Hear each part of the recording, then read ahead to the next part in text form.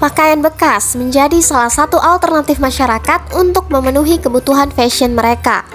Sejalan dengan tingginya kebutuhan aktualisasi masyarakat akan tren pakaian, maka permintaan akan pakaian bekas pun turut meningkat. Peluang ini dimanfaatkan sejumlah pedagang dan pengusaha. Salah satunya toko pakaian bekas impor atau thrift di Ramayana, Serang, Banten. Beraneka ragam pakaian impor seperti t-shirt, dress, celana, sampai hoodie pun tersedia dengan berbagai merek terkenal.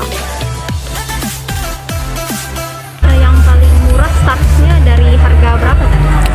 Dari 25. 25? Iya, sampai 75 dress, kalau dress 75.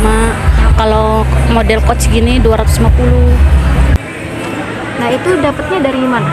Barang-barangnya? Dari Jakarta. Dari Jakarta? Iya. Tapi belinya bal-balan gitu? Iya, bal-balan yang gede itu. Sekali beli berapa bal itu? Kadang 20 bal. Iya. Dress, kulot, lepis, terus jogger gitu. Atasan-atasan. Nah, yang namanya barang bekas ya teh kan banyak minus-minusnya gitu. Itu tetap dijual atau Enggak. Dipisah. dipisah? Omset per harinya itu bisa berapa ya?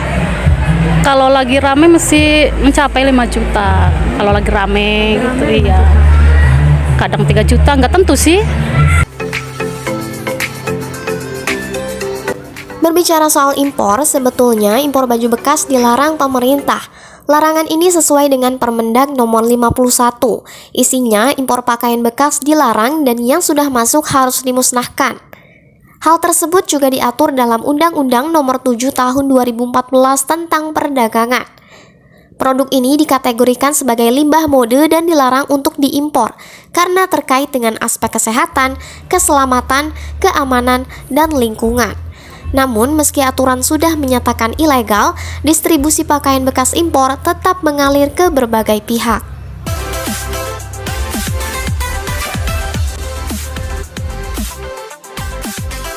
Udah ngegelutin dunia thrifting ini dari kapan tuh?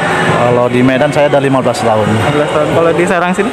Di sini 5 bulan baru. Oh, baru 5 bulan. Untuk thriftingannya ini prosesnya gimana Pak kalau boleh tahu? Ambil bal-balannya di Bandung, kita sortir, sudah tuh kita gosok di Serang.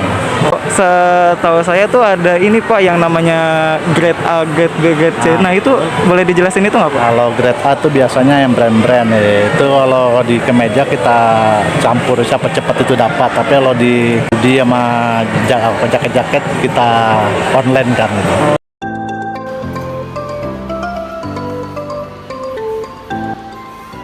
Selain pedagang, tren thrifting juga semakin hari semakin diminati oleh pembeli. Perbandingan harga yang jauh lebih murah dapat menjadi alasan rasional untuk melirik pakaian bekas impor sebagai pilihan. Kenapa milih beli thrifting gitu? Lebih murah, lebih murah. Terus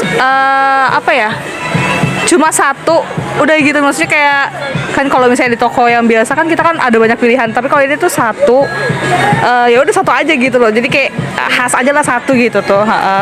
Cuma memang kurangnya nggak ada ukurannya gitu, jadi agak susah, jadi kita harus usaha sendiri, agak usaha sedikit gitu untuk nyarinya, butuh effort lah gitu untuk nyari yang sesuai sama kitanya gitu.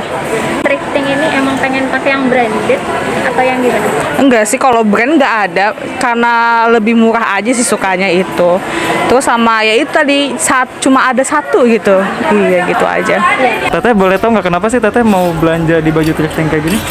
Karena worth it juga ya, kalau kita milih-milih yang bagus kan dengan harga segitu kan bisa pilih-pilih baju banyak, terus bisa ada koleksi baju juga gitu. Terus Teteh ada nggak sih kriteria sendiri buat milih baju-baju di thrifting ini? Oh, ada sih, paling blus sama kemeja. Dari aspek kesehatan, hasil penelitian Yayasan Perlindungan Konsumen Kementerian Perdagangan menemukan ada sekitar 216.000 koloni bakteri dalam tiap gram pakaian bekas. Meski baru satu jenis mikroba, kapang yang teridentifikasi, namun jumlah tersebut dianggap berbahaya karena mampu menyebabkan penyakit kulit dan saluran pernapasan.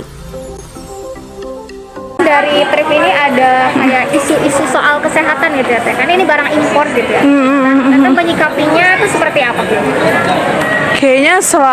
Kayaknya kalau buat saya pribadi kayaknya nggak masalah sih. Kalau udah beli itu cuci dulu gitu. Itu aja sih hal-hal kecil yang bisa kita perhatiin gitu. Jangan langsung dipakai, kalau bisa tuh abis dibeli langsung dicuci. Cucinya tuh yang benar-benar bersih, kayak pakai air panas, deterjen kayak gitu kan. Ya selama itu bisa kita lakukan gitu kan, ya kayaknya nggak ada masalah deh. Ya kita bisa antisipasi sih dengan mencuci terlebih dahulu sebelum kita pakai gitu. Siapa tahu dengan cara seperti itu penyebarannya nggak banyak gitu, nggak tersebar luas gitu. Bisnis penjualan pakaian bekas impor ini dianggap menjadi ancaman bagi perkembangan industri garmen dalam negeri. Simpang siurnya larangan pakaian bekas impor di beberapa daerah membuat bisnis pakaian bekas malah semakin menjamur dan seolah legal. Kebanyakan pakaian bekas yang masuk ke Indonesia diimpor dari Singapura dan Malaysia. Pakaian-pakaian ini sebelumnya telah disortir di Jepang atau Korea Selatan. Impor pakaian bekas ini kebanyakan dikirim melalui jalur laut. Untuk meminimalisir campur tangan petugas, berbagai modus dilakukan agar pakaian-pakaian ini sampai di tempat tujuan. Pesisir pantai timur Pulau Sumatera menjadi tempat berlabuh pertama kapal-kapal yang mengangkut pakaian bekas. Selanjutnya, barang-barang ini dikirim ke berbagai provinsi di Indonesia. Modus terbaru, pakaian-pakaian bekas ini disalurkan dari Singapura dan Malaysia dengan menggunakan pelayaran antar negara dari Singapura ke Timor Leste. Dari negara tetangga inilah, baru bulk press dikirim dengan kapal-kapal kecil ke pulau-pulau lain. Hal ini jelas menyulitkan petugas untuk bertindak. Penertiban masuknya pakaian bekas impor sepertinya masih menjadi pekerjaan besar bagi pemerintah Indonesia. Bea Cukai juga telah mengimbau masyarakat Indonesia untuk tidak membesar-besarkan thrifting sebagai tren yang terkesan wajar. Karena sejatinya Indonesia saat ini tengah berperang melawan penyelundupan barang ilegal. Muhammad Lukman, Salsa Nur Oktaviani, Delia Agustina melaporkan untuk Sherlock News.